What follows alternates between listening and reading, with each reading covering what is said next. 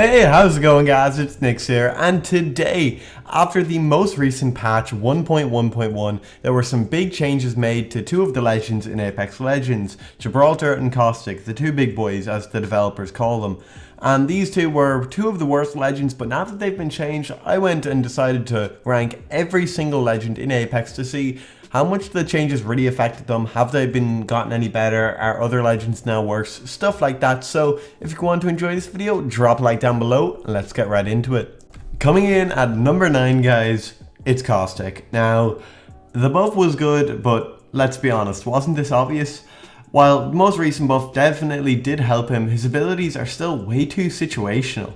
If you're in an enclosed area such as Bunker or the buildings in Skull Town or Slum Lakes, Caustic can be pretty good, especially with his most recent changes, but in an area with any amount of open space, his abilities just don't make the cut. There are some improvements that could be made to Caustic to make him a lot better, such as if his teammates weren't affected by the gas, or perhaps the area of his gas that it affected was much bigger. Maybe he would move up a few ranks, but until then, he's still going to sit at the bottom of this list. His abilities they're not always reliable, because if you're in an open area, they just don't really work. You can somehow use them as a smoke grenade type deal, but even then you could just use Bangalore, who's a lot better than Caustic. You know, his abilities just don't make the cut because you can't rely on them 90% of the time, so he comes in at number 9. Up next guys, I'm giving it to Octane. The newest legend added into Apex makes his way to number 8. Octane's abilities revolve around speed, and he is pretty fun to play, but fun isn't everything when there's just not really any benefits there. His passive ability is good on paper, but due to its slow pace of healing speed, its effects are pretty negligible. His ultimate is definitely underwhelming compared to someone like Pathfinder's Zipline because it is much more effective, and his only ability that is stand out is his tactical ability, which trades health for speed. This is definitely his most redeeming factor, and it's pretty fun to use, and it can actually be good in certain situations, allowing you to get behind cover really quickly or run away from a fight, or you know, the most troll thing to do, run towards loot faster when you drop in with your teammates. I may or may not have done it once or twice. It can be pretty funny, but other than that, there's not really anything about Octane that stands out, so I'm gonna have to put him in at number 8. At number 7 guys, I'm going to give it to Mirage. Now, he is hands down the wittiest character in Apex Legends, and he specializes in tricking his enemies to win gunfights. However, Mirage is pretty similar to Octane in that his only good ability is his tactical. He probably has the worst passive in the game, but this is definitely made up for by his tactical ability, which is one of the most fun tacticals if it actually works and fools the enemy. His ultimate also falls short of its potential because it could be a really good ability, and many redesigns have been suggested for Mirage by the community, as he's definitely a fan favorite because he's voiced by the same person as Sonic. He's a really witty character, he's fun to play, but Respawn haven't said if any changes are going to be coming anytime soon, so all we can do is hope, and until then I'm gonna have to keep Mirage pretty low. He's pretty fun to play, but there needs to be something there to back up the skill, and there's just not really, so Mirage comes in at number 7. At number 6 guys, I'm gonna give it to Gibraltar.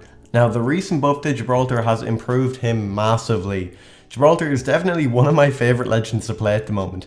The increased health of his gun shield helps to counter the increased size, as well as his new passive Fortified definitely helps as he reduces damage taken by 10%. While Caustic got the same passive buff, it benefits Gibraltar much more as his other buffs help to complement this. Since his gun shield takes 75 damage points instead of 50, now he has a lot more health pretty much if you're facing him dead on, which a lot of times you are.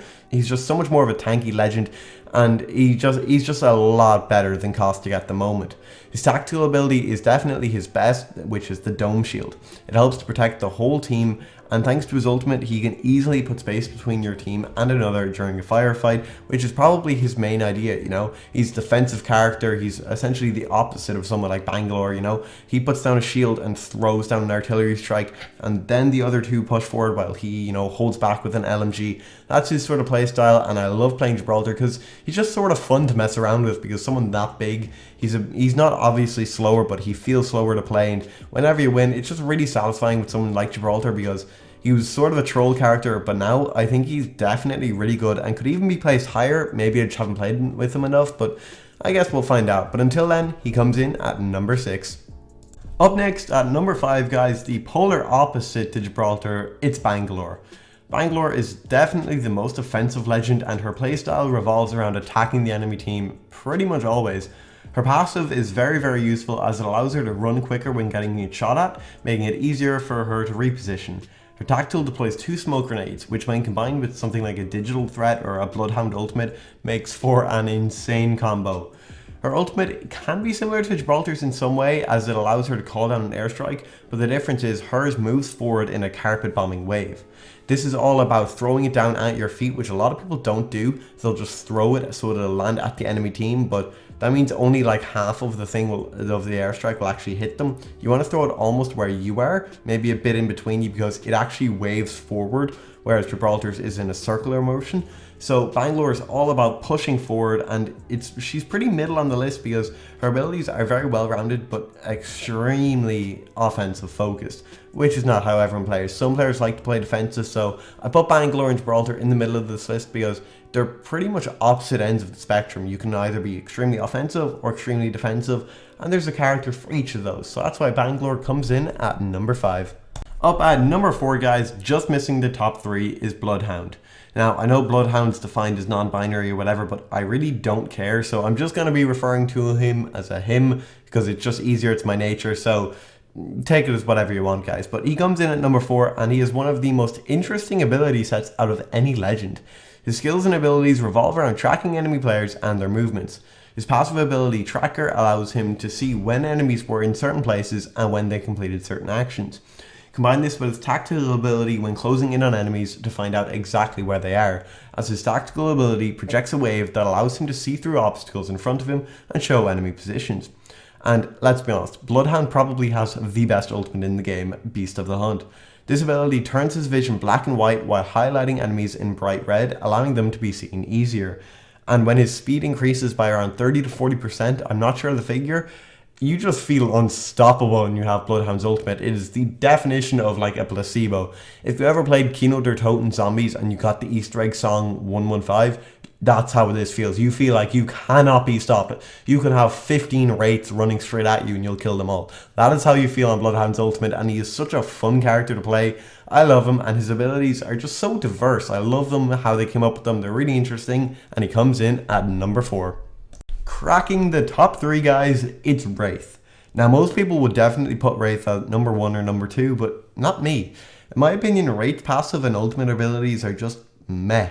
You know, while it's nice to know if enemies can see you or to move quicker with her portals, these abilities are just nothing compared to her tactical, which allows her to disappear and become invincible for 5 seconds.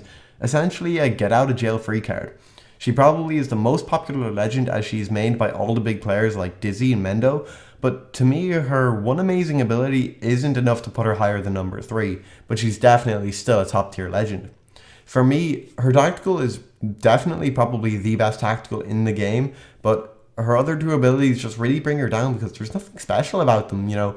Her portals to me are just a worse zipline. Her call out that just tells you that people are looking at you, I mean, it's fine, there's no downside to it, but it's not incredibly necessary because Wraith is a pretty offensive character, and if you're running towards people, you'll usually know that they're looking at you because, you know, they'll be shooting you in the face, but that's besides the point. Other than that, I think she is a great legend, definitely still top tier, but for me, she only comes in at number 3. Runner-up spot, guys, number 2, it is Lifeline. Now, Lifeline is the medic of Apex Legends. She focuses on healing and support, and every team is pretty much benefited by having a Lifeline playing.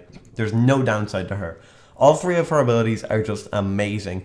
Her passive allows her to heal herself and others faster, which is great in the middle of a fight, but also gives her a shield when reviving others, as well as increased speed when reviving others. She is just all around about healing.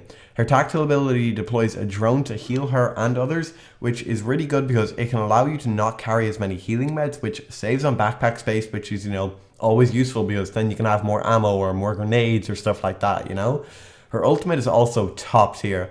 It allows her to call down a care package which can contain up to level 3 gear, so you can get purple armor out of her care package. It is just amazing.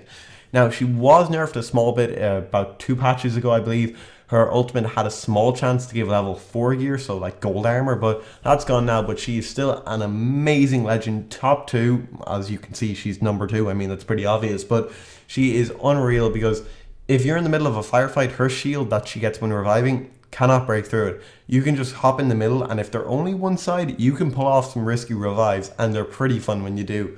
Your tactical just lets you heal people fast, or not faster, but essentially unlimited, because it's about a 45-second cooldown, and you know, you'll never run out of it. You'll never need it multiple times during that 45 seconds, unless you're getting shot many times. And her ultimate, who doesn't land free loot, guys? So yeah, Lifeline comes in at number 2.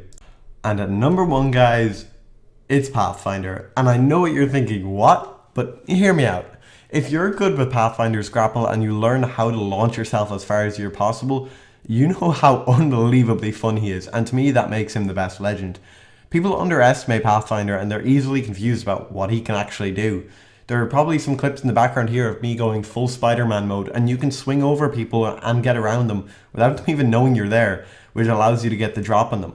His zipline allows your entire team to get essentially out of the map and onto big ledges near places like Skulltown, and it just gives you such an advantage because you have infinite high ground. And yes, my phone did just go off, but we're not going to talk about that. You know, all 3 of his abilities are so good. Maybe not as passive, but it can be useful if you want to find out where the next zone is and maybe set up somewhere if it's really competitive, but it's mainly his tactical and ultimate. Grapple, it is so much fun. Just being able to swing over enemies' heads and land behind them with no fall damage, it is just insane, and that's why he's at number 1 for me, guys. I will always love Pathfinder, and you cannot stop me.